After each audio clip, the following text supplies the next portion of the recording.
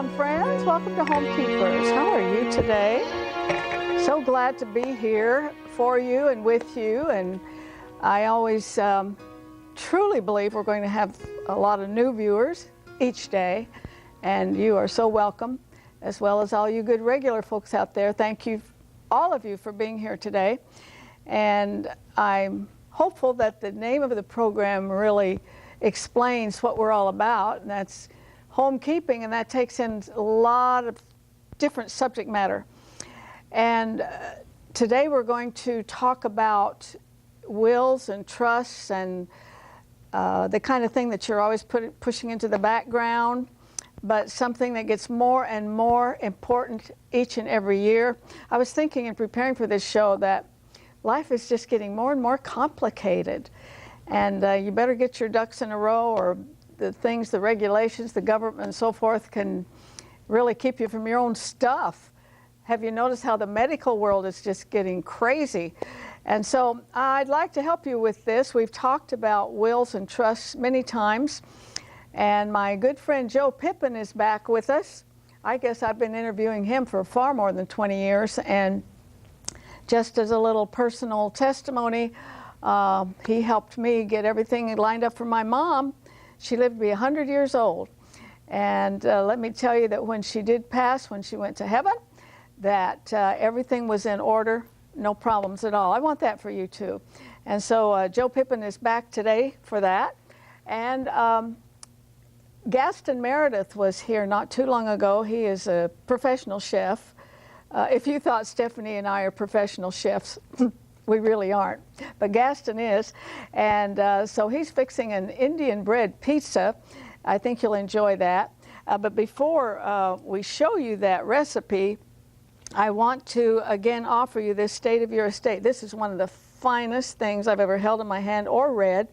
It is so complete, just answers just about any question you might have, and I would suggest it very much for no matter what state you're watching, because the questions that are asked would certainly be asked in any state, even though the law might differ a little bit. Now, this is something we'll send you at no cost, but may I please emphasize that we are in need very much of your financial support. So I would like for you to have this, but any offering you can send at all will be so appreciated. And send it to Homekeepers, Box 6922, Clearwater, Florida 33758. The 800 number will not have any information on this, so just write to us and we'll be glad to get it out to you. And certainly appreciate anything you can do for us financially. We will just love you for it. We're in the red a little bit right now, okay? Thanks for your help there. Now let's take a watch as I joined Gaston Meredith a few weeks ago. And it's fun to watch a real chef at work. Here we are.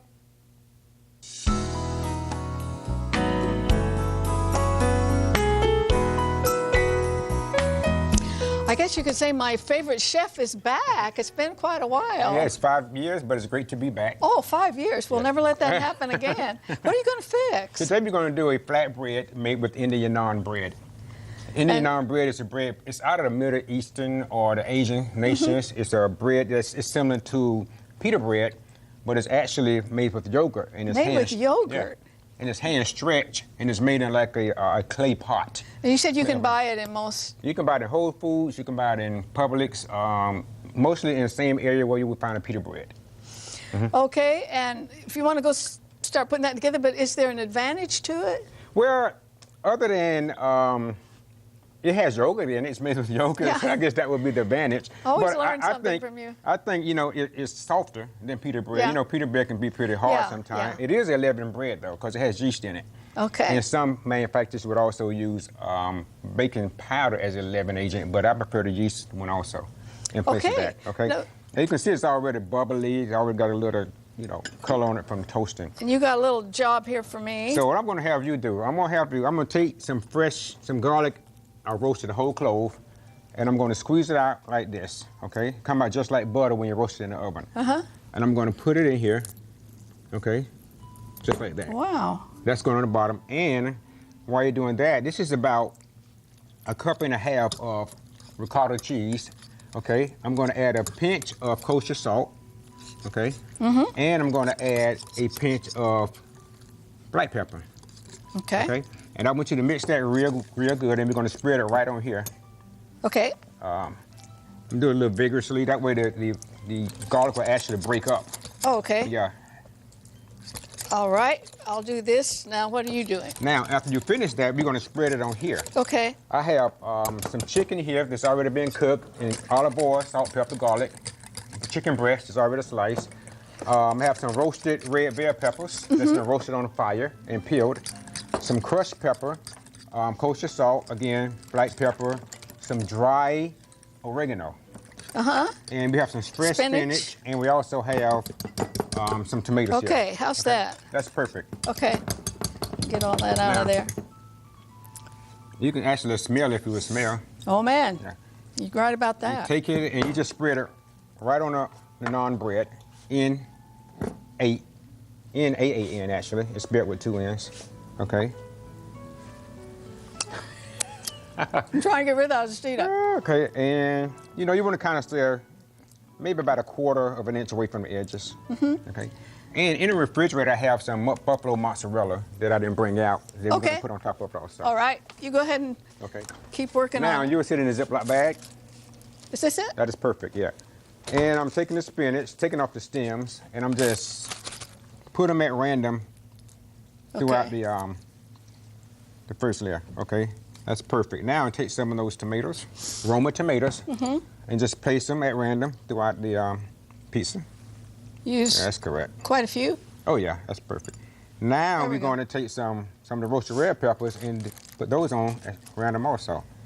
It's looking good. I always like a lot of color. Yeah, the thing that scares me is this. That's why you do it, however much That's heat hot you like. stuff, and it hits you later. After you swallow it, it's too late at the time. And some of the chicken. And here's the cheese. Boy, that looks like a great combination. Oh, yeah. It's healthy for you as well. Yeah. And one thing about cooking at home, you actually know what you put in your food because you're making it. Yeah. Okay, now with the chicken, we're going to take you're going to grab some of this buffalo mozzarella and just put it on there that'll kind of hold everything. Yeah, I already diced it up. Everything together, right? Right. And I also got some fresh Asiago. Asiago is like the Cadillac of Parmesan. And we're just going to... Okay. Perfect. And we're going to take some of that Asiago and just shred it right on top, just like that. And while you're finishing that up, I'm going to pull this one out of the oven. Okay. Now, I'm going to take a little fresh oregano, dry oregano, and sprinkle it right over it. You can be as generous or as light as you like. As far as the heat, you have some crushed red pepper. How much would you like? A lot or a little? It's up to you. Very, very, very little. I like a lot of heat. Very little. Voila. And now you would take this and you put it in the oven at about 375 to 400 degrees. It only takes about 15 minutes, but you have to watch it depending on your oven. Some ovens are convection and some ovens are conventional. Yeah. Okay. Now, I guess we can sit this one back over here. Put it on the pan, yeah. Okay. Put it back in. Now, what I like to do is take it, and I like to just, cut it in fours.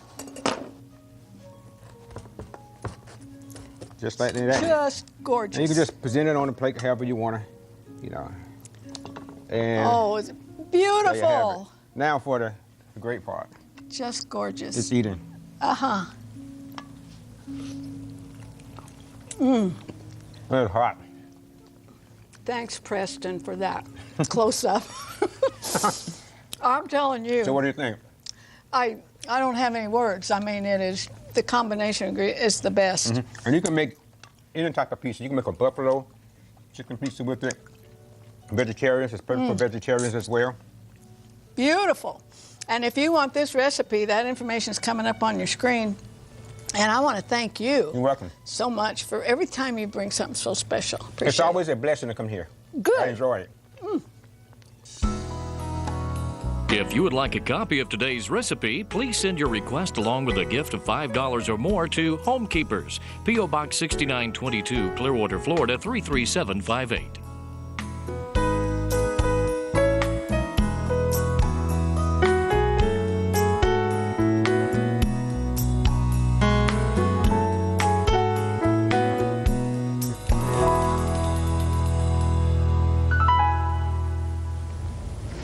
glad to welcome back to the program Attorney Joe Pippen.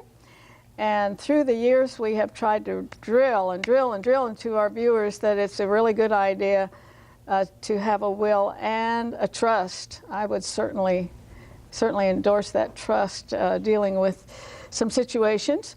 And we're going to try to pick apart a few little details here. Welcome back. It's been too long. I guess that's my fault. Thank you for having me. It's always great to be here.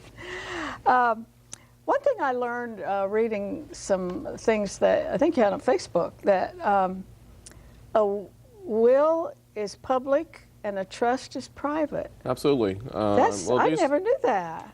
Well, a will is in Florida, and I'm sure it's similar in most states. In Florida, there's actually a statute that says if you're in possession of someone's will when they die, you have 10 days to file it. So when you file it, it becomes a public record. It's kind of an enforcement statute. If you were holding a will of someone that I knew had died and I thought I was a beneficiary and you weren't following the will, well, there's a law that you have to file it, so I could force you to file it. That's why the law is there. But do people ever just have a trust, or is it a will always included in that? Well, usually when you have a living trust, you have what's called a pour-over will. So you have a will that leaves everything to the trust just in case you forgot to title something in the name of the trust. So for example, if a person had like 5 bank accounts and they titled 4 of them their name, trustee, and the date of the trust, but they forgot one, then the will leaves that one account to the trust, so everything's in one pot, so to speak. Mm-hmm. Now, also, I read a story that I believe that you had filed about it was a Hollywood producer or director or something, and he had left everything, and I noticed some of the very rich people said that if anybody contests this, they're out of there. Right. Yeah. So this person was on his 5th wife, or maybe that could get a little complicated. Yeah, that was the author Crichton. Yes. Right. Okay, so wife number 5, whatever number was, is pregnant, and that child's not in the will or the trust. So he actually said, I omit all my children in his document. What he really didn't cover was being married or an unborn child the wife was pregnant. And then there's support issues for minors and all of that. So what it really wound up, the will was contested for a long time. And the unborn child that was born after he died wound up getting part of the estate. You know, there's a show called Wills on, I think it's Oprah's new network. It is so interesting, and they've had the whole story, and especially of some very wealthy people who died, who obviously, with all their wealth, didn't think of all the little mistakes caveats, that the rich and famous make type of show. Because Michael Jackson had a trust, for example, but it didn't have anything in it. He forgot to fund his trust. There's been a Supreme Court justice who tried to write their own will, you know, mainly in constitutional law and things like that. A Supreme Court justice? And he didn't have it witnessed. I mean, so people do make mistakes that really try to. These legal sites that suggest you purchase a will or a trust, most all of those I've reviewed, there have been mistakes in them. And they didn't have the opportunity to go one-on-one with the discussion where I could ask you questions and figure out what you really want to do in your document and then draft the document to fit what you're trying to do. You can't do that online for the most part. You just took my next comment away from me, and that was that I've known Joe a long time, and he's my go-to person if I need. And that is the value of a good attorney, is they ask the questions when you're sitting in there. Questions that the layperson would never, ever think of it. Well, suppose you came to me and said, I just want to leave everything to my children, and I didn't ask you any questions. And then one of those children was a grandchild. And that's who you really wanted to leave it to, but you meant to say my children and grandchildren. But, you know, unless you ask questions about how old they are, and are they financially responsible, and do you want to give it to them all at once, or do you want to do a little stretch, and do you have a retirement account, and do you want to have that go all at once, or do you want to stretch that out over time? And there are just a lot of questions you ask when you're trying to do a document to get it to suit the needs of the person you're doing it for. So you have to be very specific. If you go to see your attorney, I think it'd be a good idea to make a list of your own questions, but the good attorney will ask you your questions. Okay, what if someone is a resident of more than one state and would my will and trust, if, say, I moved to California or something, does it work there? Well, you're only a primary resident of one state, but if you move from one to another, you should have the documents reviewed and maybe modified for the new state. But if you were a Florida resident, had your documents in Florida, moved to California and died before you did anything, one state will honor another state's documents and contracts. But it'd be better if you could get them reviewed and updated in the new state. Mm-hmm. I think I'm at the point right now I need to come in and review. Do you have a timeline of how often this kind of document should be reviewed? I try to send my clients a letter for every 3 years. They should be updated about or reviewed every 3 years. Because things change, don't they? Yeah, there's no charge in our office. There's no charge to review clients for a new documents for a new client, or review and have a meeting with old clients. It should come back in about every 3 years. A lot of times, power of attorneys and healthcare surrogates and living wills are the things that really need to be updated. And a lot of times, their will and trust are just fine unless there's been a major tax law change or something like that. Mm-hmm. Okay. How do you amend a will? Can you just write something between the lines and date it? And... Now, you know, a lot of people do that.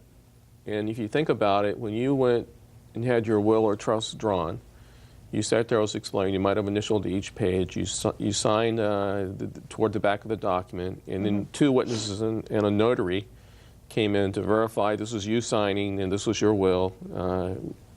And then I say, well, when I'm trying to explain this to people why you don't do this, because people do mark up their documents thinking they've made changes.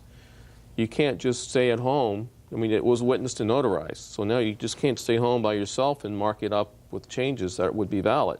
So that won't be... So you could destroy the whole document by doing that. So if you're going to make a change to a will, that's called a codicil. You go back into the attorney's office, and the attorney's going to say, well, we're going to make a change to Article 3, and instead of this, we're going to put that, and then that has to be re-witnessed and notarized all over again. If it's a trust, it's just an amendment, usually to one or two articles within the trust that you would do that. But never, people never write on their original documents. You can destroy the whole document, then you have nothing. You might as well not have done anything you've written on it. So if you would make a little note of some idea you had, just that... That's null and void. I mean, it doesn't... The whole thing? The note, well, it could be. Suppose you had your document said, I leave everything to my 3 children, 1/3 to A, 1/3 to B, 1/3 to C. So you sit in home and you get mad at B and C, so you draw a line through there and just put omit B, omit C, you draw a line through it and initial it. You haven't done anything. You've destroyed the document. So then it's going to end up in probate. It could very well end up in probate or having to get a court order. And how much does probate cost? That's the thing you want to avoid. Well, it's different in each state. In the state of Florida, there's statutory recommended fees, and they're between 3% to 6% for the personal representative and the attorney. So it could be very expensive, and you can avoid that with a trust. I would rise out of the grave. Yeah, you know, part of the offer today is on the estate plan. Now, this is basically for Florida, but trust, it talks about trust, and trusts are valid in all 50 states. You get that. They will get this, and there's a little organizer for health care things. So, is that this? Right. And all that's part of the offer today. And, you know, if your family needs to know who your doctors are, who your prescriptions are, where you want what funeral home, where you want to be buried, what to do with the pets. I mean, all that's on this sheet. Yeah, that's really important to some people, you know, what will happen to my pet. But this is one of the most complete documents I've ever seen in my life. And we're offering this today at no cost. However, I strongly ask you to send an offering for the program. That document right there could save you a lot of money down the road, as a matter of fact. But just to help out the program, and we're helping you by getting you this kind of information, because as I said at the top of the program, things are getting more complicated all the time. There's more laws, there's more rules, there's more regulations, and you can take care of this, and it brings a certain peace. And it's very, very thoughtful for your heirs. And Joe, I keep going back to this. God bless my mom. She took care of everything. She was sharp right up to the end, too. She was. She came to see me when she was 99, or right? Yeah, right I brought her in, and sharp. she couldn't hear very well, but you kind of got across to her, and she signed. Yeah, she signed a document, but she had even. She was bossing me around and joking with me a little bit. So yes, she was. But even all her funeral costs were all paid for, and myself and my sisters were the recipient. That was a gift. That was a gift. We didn't have to make not one decision at all. And that's why I revisit this every once in a while, because I know what a blessing it was. Well, let me just say, I co-wrote this organizer with Chris Hartland, who's been on the show before. And I'm trying to get her back on. Okay. I got a call to her, but all right. And it's just so important for the family to have a list of the financial accounts, insurance policies, who the advisors are, because people can come in with boxes and boxes of stuff. Yeah. And you have to sort through it and try to figure things out. This really helps to organize it. I just can't tell you what a fine document this is, and when you read it, you will realize why you need to tend to some things, because they've really compressed it to something that you can understand. Okay. What about a video will? I have heard of those. I think I've seen them on TV, where you get a video camera and you say, okay, I want to give this to this, this to this. And well, a video will by itself is not valid. Really? By itself. So you need a written document that's witnessed and notarized. I've used video wills before in my practice some, but it's mainly just a supplement to the will, where the person really wanted to explain why they were doing something that the family might object to. They wanted to have it on video and to explain it. And that sometimes can be a little dangerous, because it might give the other side that might be trying to argue with it some evidence that the person wasn't competent. Now, first of all, I wouldn't have done a will or trust if they weren't competent. Yeah, and couldn't you kind of tell by watching it whether or not they were? Well, sometimes they get a little nervous when they're doing a video, and they might stumble over words. And I usually don't like to do those unless the client really, really wants to for some reason. What if you lose a will? Now, I've got several copies of mine, but I've got the real one in a safety deposit box. What if you lose that original one? Well, there are procedures to reestablish lost wills. The argument is, when you can't find the original, that you destroyed it, so you didn't want that will. And if they didn't have another will, then you probate the estate as if there was no will. So it really just depends on the circumstances and how contentious the family is and what they want to do sometimes. What if they had a copy of it? Is that copy, any good? you have to file the original with the court. So you can't file a copy. And I couldn't even certify that this is a true copy of the original. You have to have the original document. Well, I'm not asking for any names. Have you had a few contentious families? I mean, my family, nothing. We just go with the flow. It's a very small percentage. I mean, as Mark Twain, I think, said, you never know a person to share an inheritance with them. And sometimes that's really true. But for the most part, it hasn't been a problem. You see, the attorney should really safeguard what the client wants to do. Now, I had a client last week that came in. They said they'd lost 90% of his use of his heart. So his son was actually holding him as he came into my office. And the problem was, as he sat down, he wanted to give 75% of his business to his son, who had brought him to my office. So I usually just, the red flags go up, because I said, look, I really shouldn't do this today. I understand the health concerns here. But since you brought him here, and since you'd be favored in the document, then it'd be an undue influence allegation would defeat what we're trying to do. So is that a legal term? Undue influence? Yes. So I said, look, can you come back on his own? You really shouldn't even know when the appointment is. So he was supposed to come back a few days, but he went in the hospital. And then he was operated on. So, I mean, I don't know if I'm ever going to get to do this will or not, but no child should ever bring a parent in that's going to be favored in the document. That's a lawsuit waiting to happen. Yeah, and maybe another type of lawyer would have folled through with it.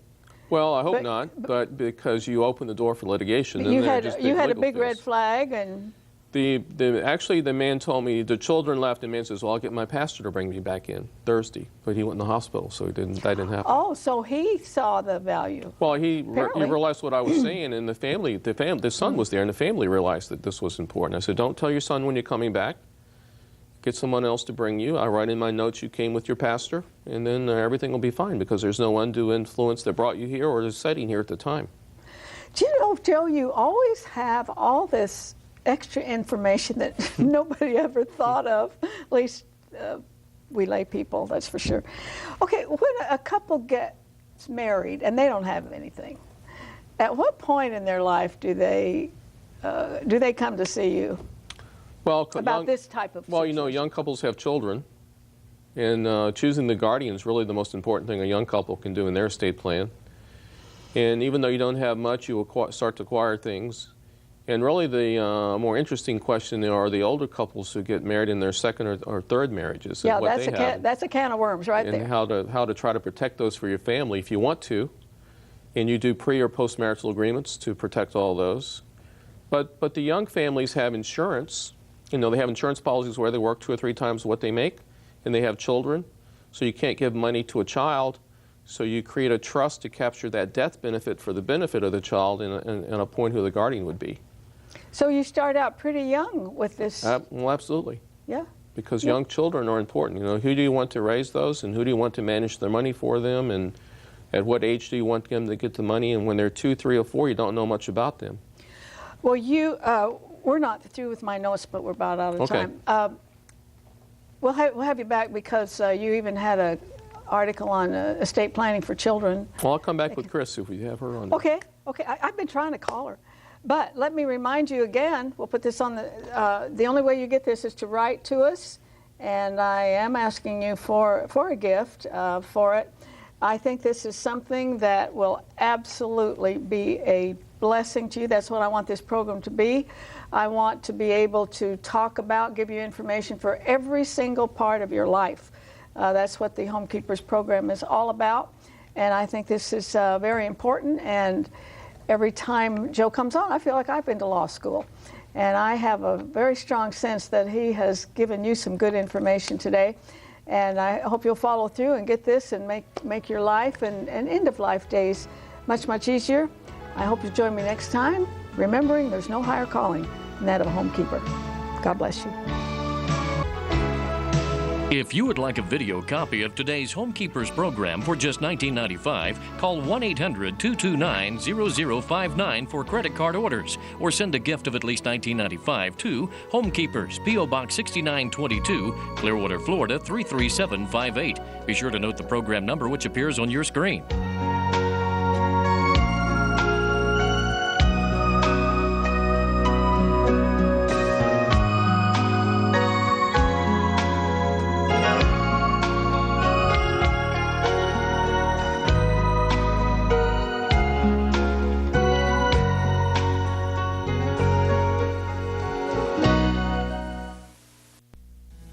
Are you looking for a common-sense approach to better health? I'm Dr. Richard Becker, and this is my wife, Cindy.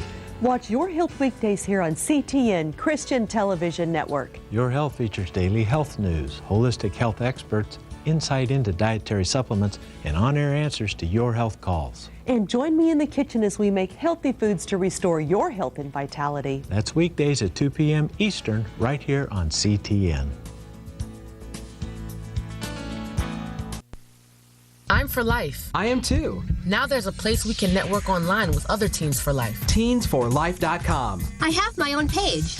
I can share music and videos with friends. At Teensforlife.com, I can stay informed about life issues and speak out for those without a voice. I can even get help with my homework. Join the revolution. Join the revolution. Join the revolution. Right now, you can get 3 music downloads when you register your page on Teensforlife.com. Join the revolution.